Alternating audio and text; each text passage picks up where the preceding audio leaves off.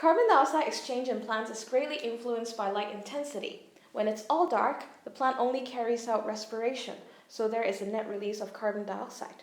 As light intensity increases, in dim light there is some photosynthesis, but it's still slower than respiration, so there is still a net release of carbon dioxide. At the compensation point, photosynthesis rate and respiration rate is the same, so there is no net uptake or release of carbon dioxide. When you continue to increase the light intensity, now the photosynthesis rate becomes higher than the respiration rate, so there is a net uptake of carbon dioxide. But if you continue to further increase the light intensity, because of other limiting factors, such as carbon dioxide concentration or temperature, the rate of carbon dioxide uptake is just going to stay the same.